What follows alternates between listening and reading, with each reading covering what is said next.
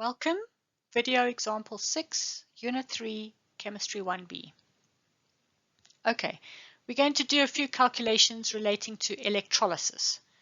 In the electrolysis of a solution containing nickel ions, we can deposit nickel onto a cathode, and if we use a current of 0.150 amperes for 12.2 minutes, what mass of nickel will we plate out?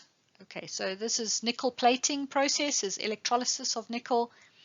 We can follow the following flow diagram where we start here with current and time and we calculate charge, and once we have the charge you can see we have the current times time will give us the charge. Once we have the charge, we can use the Faraday constant to get the number of moles of electrons, and once we have the number of moles of electrons, we can relate that number of moles of electrons to the number of moles of the reactant, and once we have the moles of reactants or the product, we can multiply by the molar mass and end up with the final mass of our product in grams.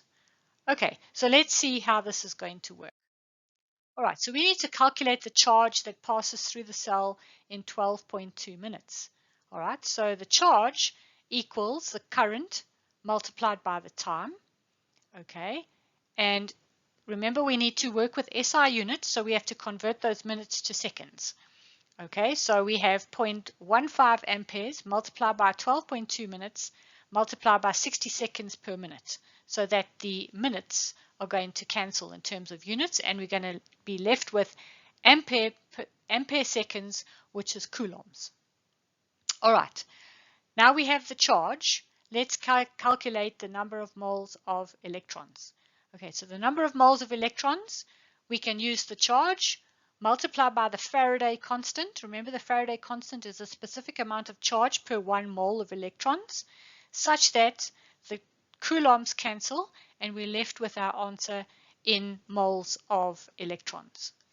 Okay, and once we have the number of moles of electrons, we can now calculate the amount of nickel in grams. So we have the number of moles of electrons, and for any reaction, remember, nickel 2 plus 2 electrons gives us nickel solid according to the standard reduction potential.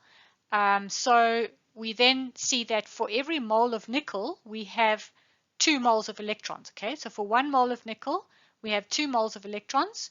So this is the conversion factor that we need to use.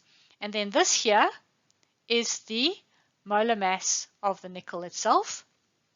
All right, and we see that the units cancel there, the units cancel there, and we're left with an answer in grams, which is quite a small amount of nickel that is plated out for that length of time.